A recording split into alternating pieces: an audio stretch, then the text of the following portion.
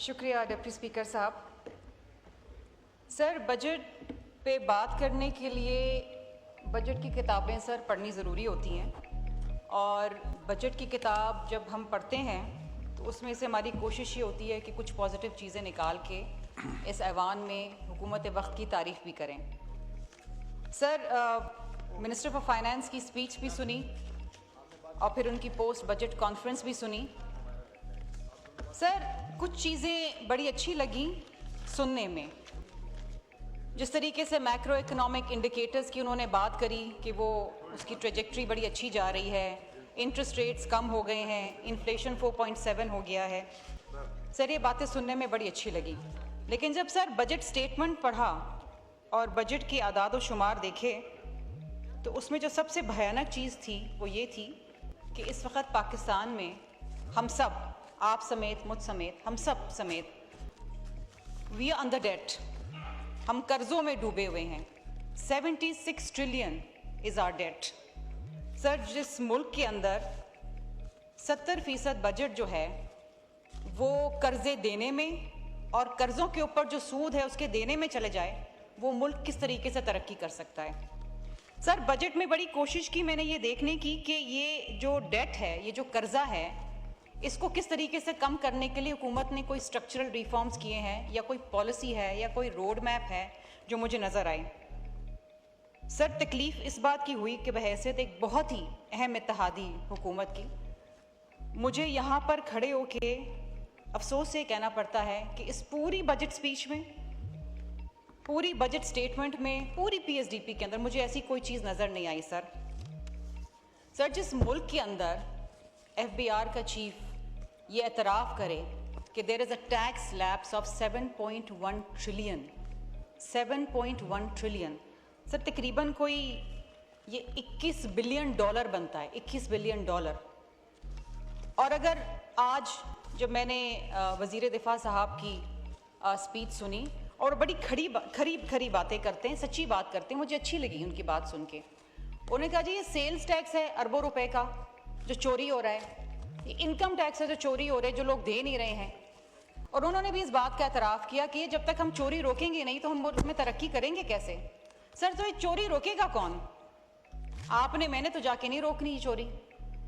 Sir, ये तो FBR ने रोकनी है ना। जो इदारा टैक्स कलेक्ट करने का मजाज है, अगर वो अपनी नाकामी दिखाए तो फिर हम किससे शिकायत करें। सर, यहाँ पर पिछले कई महीनों से मुझ समेत मेरी जमात के मुख्तलिफ नुमाइंदों ने यहाँ खड़े होकर बहुत आजिज़ाना तरीके से इल्तिजा करी हुकूमत वक्त से कि खुदारा जो तनख्वाहदार तबका है उसके ऊपर से बोझ हटा दें। सर, पिछले फाइनेंशियल ईयर में जो सैलरी क्लास है उसने 600 अरब रुपए का टैक्स दिया है, 600 बिलियन।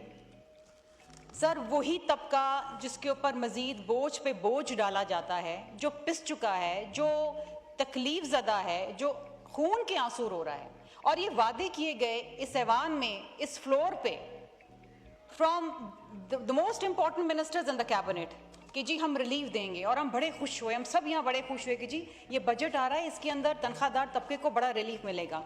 सर, कुछ नहीं मिला सिवाय लॉलीपॉप के, कुछ भी नहीं मिला। सर, ये जो इकोनॉमिक सर्वे है जिसको बड़े फैन फेयर के साथ बजट से एक दिन पहले लॉन्च किया गया, उसमें ये कहा जा रहा है और ये हुकूमत कह रही है, एतराफ़ कर रही है कि 10 लाख लोग पिछले साल उन्होंने मुल्क से बाहर नौकरियों के लिए अप्लाई किया और 7.5 लाख लोग जो हैं मुल्क छोड़ के चले गए नौकरी की तलाश में, रोज़गार की तलाश में। सर, ये मुल्क का ब्रेन ड्रेन है।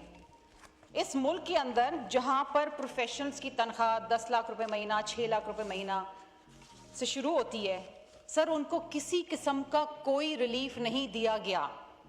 लेकिन यहाँ पर इस बात का अयादा किया कि जी हमारी नीयत ठीक है, हम चाहते हैं करना, लेकिन हम कर नहीं पाते क्योंकि हमारे पास फिस्कल ऑटोनॉमी नहीं है।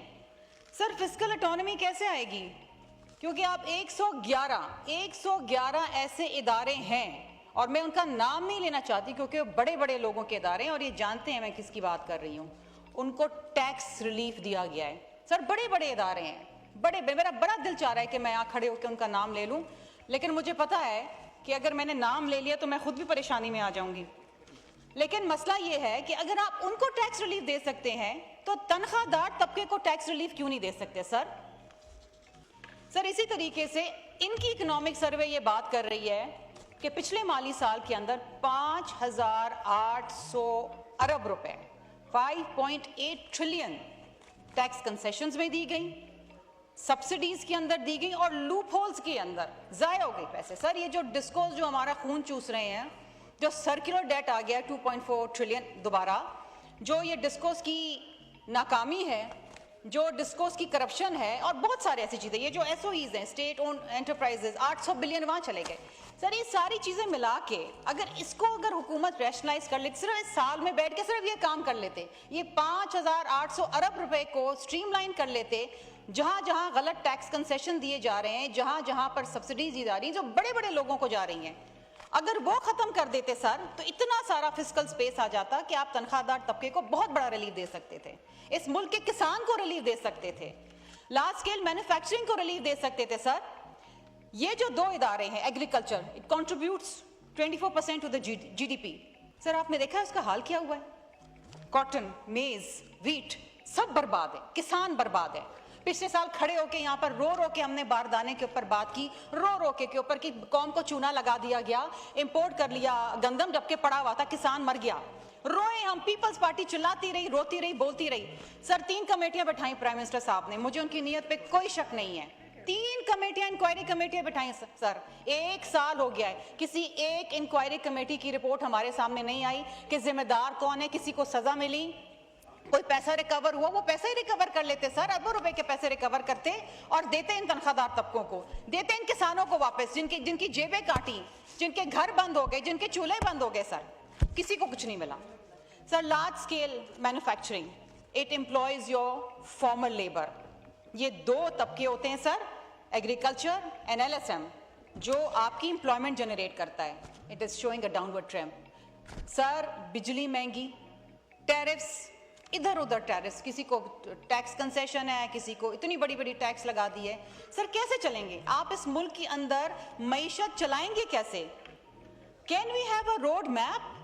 Can somebody, and there is nobody. अब आप ये देखें सर, ये हम बैठे हुए हैं, ये हम हुकूमत में नहीं है, हम इत्तेहादी हैं, इस हुकूमत को कंधा दे के बैठे हुए हैं हम यहाँ पर, ठीक है। एक वजीर यहाँ पर सामने नहीं बैठा हुआ, वो बेचारे अता तारड़ साहब आ जाते हैं, उनकी मेहरबानी है, और एक तारक फजल चौधरी बेचारे, उनकी मेहरबानी है। सर एक बंदा नहीं है, हम अगर तजवीज भी दे रहे हैं, शिकायत कर रहे हैं, जो लिखने वाला कौन है? There is not a single person over here from finance sir.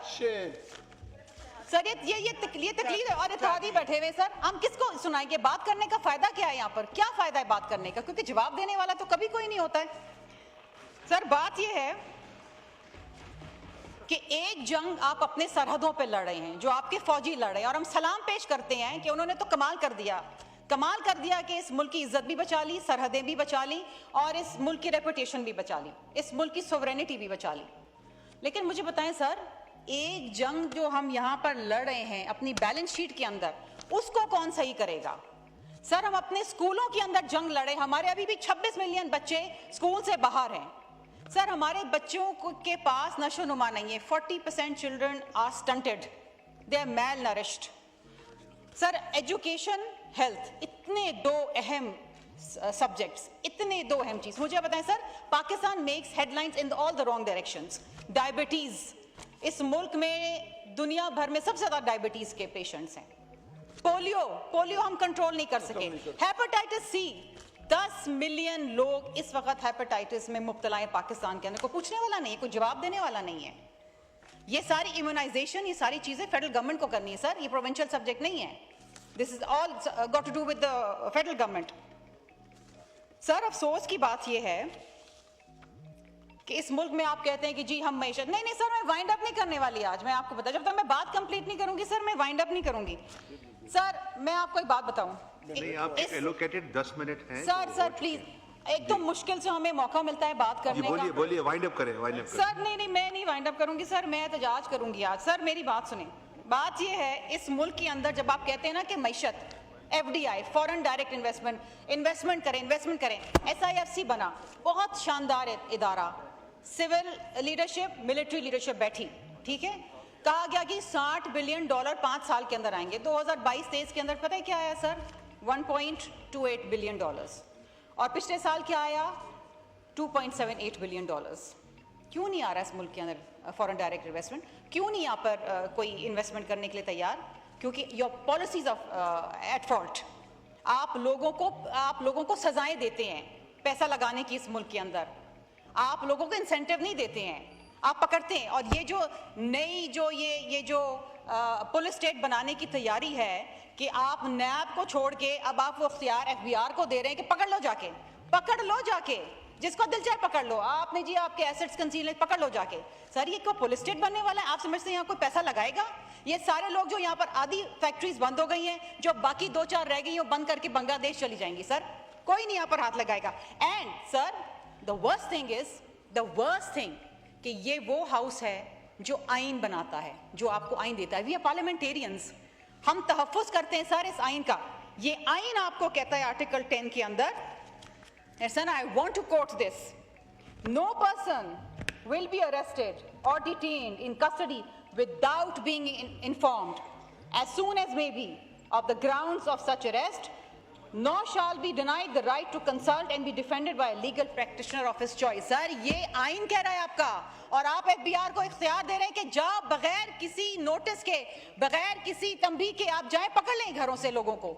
आपने तो कंपनियों को पकड़ लेना है, पकड़ना भी है, पैसे भी वसूल करने हैं, रिश्वत भी लेनी है आपने। सर इस मुल्क के अंदर कोई पूछने वाला है? सर कोई कुछ करने वाला है?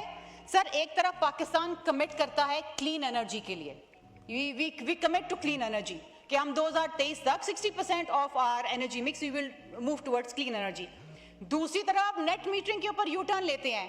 27 रुपए में पहले खरीदा जाता था, वो 10 रुपए में ले गया है। उसके बाद सर सोने पे सुहागा इस बजट के अंदर माशाल्लाह सोलर पैनल्स के ऊपर 18% आपने टैक्स लगा दिया। लोगों को आप सजा दे रहे हैं। वो सस्ती बिजली क्यों लें बेचारे? उनको महंगी बिजली दिलाओ ग्रिड से, क्योंकि बिजली आप बेच नहीं पा रहे, फैक्ट्रियां बंद हो रही हैं। आप घर के चूल्हे भी बंद कर दें। सर ये गरीब आदमी कहां से देगा? सर मैं एक बड़ी अहम चीज के बारे में बात करना चाहूंगी। नहीं आप सर जब बात नहीं करने देते मुझे बड़ी तकलीफ होती है सर। और सर मैं कराची सिंध, सर हम यहाँ बैठे हुए हैं सिंध के लोग, और हमारी जिम्मेदारी है कि हम अपने सिंध का मुकदमा लड़ें। सर यहाँ पर खड़े होके none other than the honourable deputy prime minister साहब ने एश्योरेंस दी कि जी हम हैदराबाद सखर मोटरवे को PSDP के अंदर डालेंगे और उसको पैसा भी देंगे। सर प्राइम मिनिस्टर साहब का इतना खूबसूरत लेटर है मेरे पास, मेरा दिल खुश हुआ उसको पढ़ के। उन्होंने कहा कि जी this is my priority. Budget में कितने पैसे रखें? 15 अरब। 26 साल लगेंगे। 400 अरब रुपए का प्रोजेक्ट अगर 15 करोड़ रुपए हर साल रखे तो 26 साल में कंप्लीट होगा। सर मैं तो यहाँ नहीं होंगी, पता नहीं कौन होंगे, मेरा बच्चा शायद यहाँ पर होगा। सर ये मजाक किया जा रहा है हमारे साथ। Do you know how much Sir, do you know how much Sindh contributes to the GDP? Do you know how much Karachi pays? पिछले साल भी सबसे ज्यादा टैक्स कलेक्शन कराची के लोगों से हुई है सर, सबसे ज्यादा टैक्स कलेक्शन। सिंध आपका पोर्ट सिटी है, जहां पर कराची है इट्स योर पोर्ट सिटी, आपको उसे बनाना चाहिए। सर आप हमें प्रोजेक्ट नहीं दे रहे, पता नहीं कौन कौन से प्रोजेक्ट्स के अंदर आप लगा रहे। This is a missing link M6, why don't you give money for that? Sir K4 पानी का प्रोजेक्ट 63% कंप्लीट हो गया। डू यू नो हमारे साथ क्या मजाक किया गया है इस PSDP के अंदर? कितने पैसे रखे गए? 3.2 बिलियन खैरात दी है कराची वालों को। वाई?